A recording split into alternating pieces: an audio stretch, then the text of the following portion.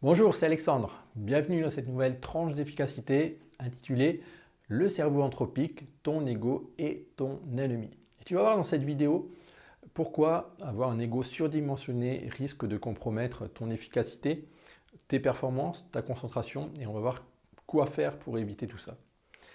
Et je précise que cette vidéo fait partie d'une série sur la concentration qui va aboutir ce mardi à une rencontre intitulée Concentration numérique, où je vais t'aider à optimiser ton ordinateur pour avoir une puissance de concentration optimale dans ton travail au jour le jour.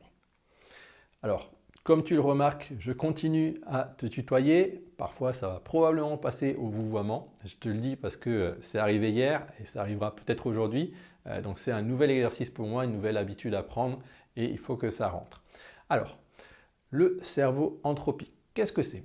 Alors moi, déjà hier, je ne savais pas ce que c'était. Je viens d'apprendre ça dans une interview de Tim Ferriss qui a interviewé un auteur qui s'appelle Michael Pollan, l'auteur du livre How to Change Your Mind qui vient de sortir. Et c'est un livre, alors tu vas rigoler, c'est sur les substances psychédéliques. Donc les substances psychédéliques comme le LSD, ce genre de substances-là qui donnent des illusions, des tripes, etc.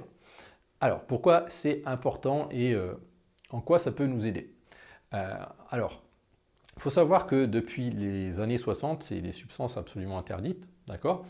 Et les chercheurs, du coup, bah, ils ont pas fait de recherche depuis les années 60. Et c'est seulement ces dernières années qu'ils ont étudié le cerveau de personnes sous LSD. Et ils ont découvert que ça permettait de guérir des gens.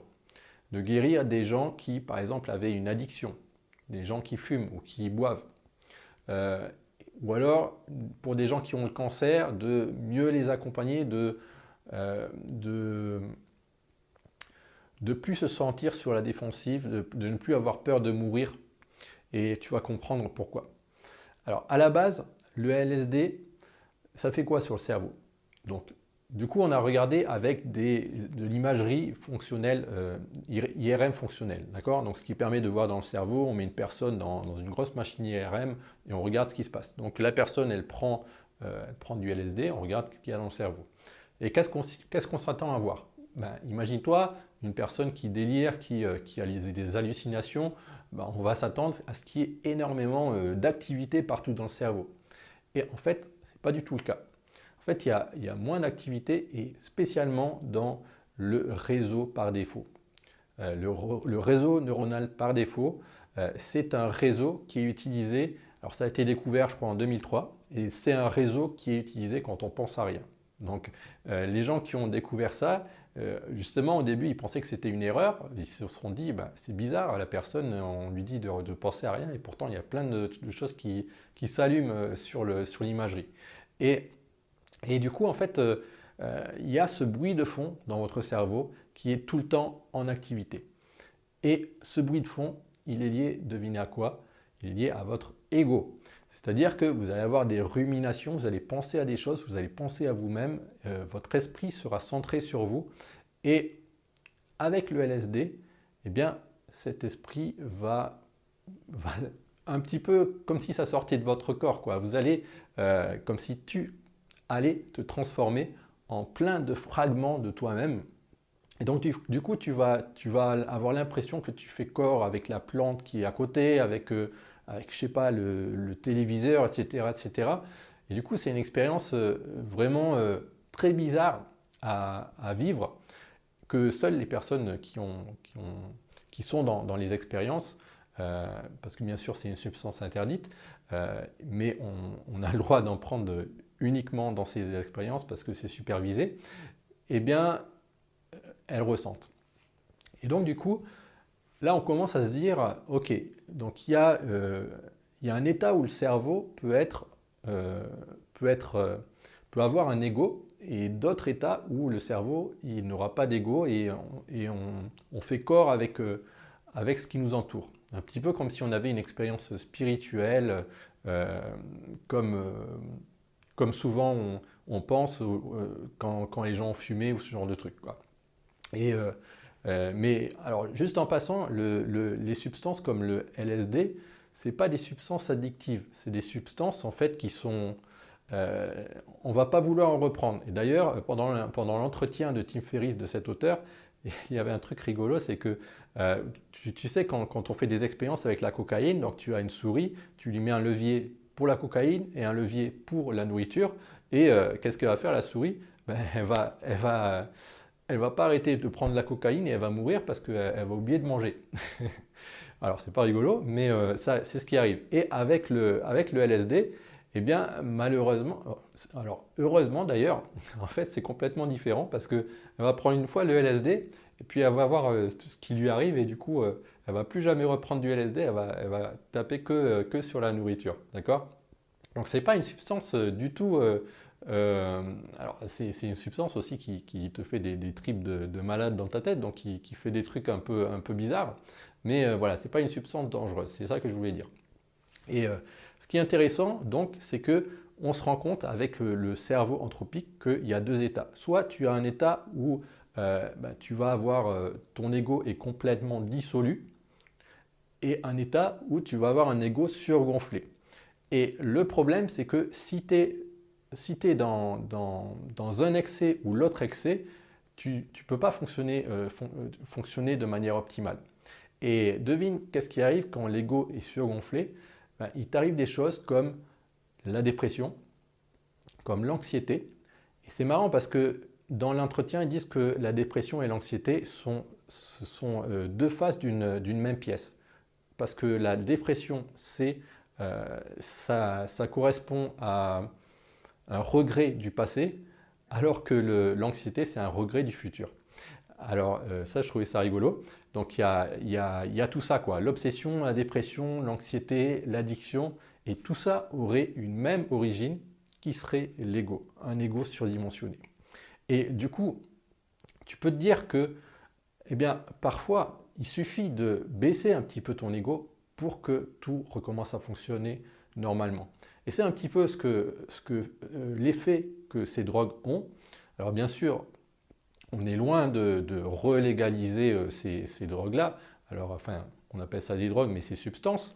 Mais nous, on peut le faire avec des exercices. Des exercices comme de la méditation, par exemple. Ou alors des exercices conscients. Se dire, tu vois, par exemple, comme je fais avec toi, là. Je suis en train de te tutoyer. Et donc, du coup, voilà, j'enlève une pression. J'enlève une pression parce que j'ai l'impression qu'il n'y a pas une grosse foule devant moi. Et donc, je n'ai pas l'impression d'être tout seul devant plein de personnes, quoi. Et le face-à-face est beaucoup moins difficile pour moi. Et du coup, c'est pour ça que j'ai commencé à tutoyer, j'en ai parlé hier, et que ça m'aide. D'accord? Et ce qui est important de comprendre, on en a parlé aussi dans les podcasts précédents, c'est que si tu as trop la pression, ça va ruiner tes chances de succès. Tu sais, par exemple, je sais pas, des joueurs de foot ou des joueurs, des gens qui doivent se concentrer, qui exécutent des mouvements encore et encore et qui doivent tu vois, par exemple, un joueur de foot donc, qui est en train de courir et puis qui va marquer son but. Ben, si il réfléchit à comment est-ce qu'il court, si tout d'un coup il se sent tout seul dans le match et qu'il a l'impression que tout le monde le regarde et que en fait ou qu'il marche mal, qu'il y a quelque chose qui se passe mal, ben, du coup qu'est-ce qu'il va faire? Il va perdre confiance en tout l'entraînement qu'il a eu, en ses habitudes, etc. Et du coup, il va complètement rater son shoot parce qu'il va avoir trop de pensées qui est repliée sur lui-même. Et donc, du coup, ça ne va pas fonctionner. Et quand on fait des vidéos comme ça, c'est pareil. Moi, si je pense trop à moi, si je réfléchis à qu'est-ce que tu vas penser, si je fais une erreur, etc., ben à ce moment-là, ça va mal se passer. Donc là, maintenant, c'est la 9e vidéo que je fais. J'espère que ça commence à se relâcher un petit peu.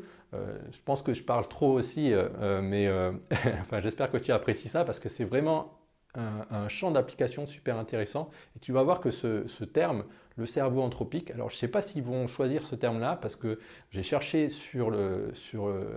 sur Google et je n'ai pas trouvé ce terme-là. Je suis sûr qu'il y aura une traduction française bientôt, mais n'empêche que je ne l'ai pas trouvé.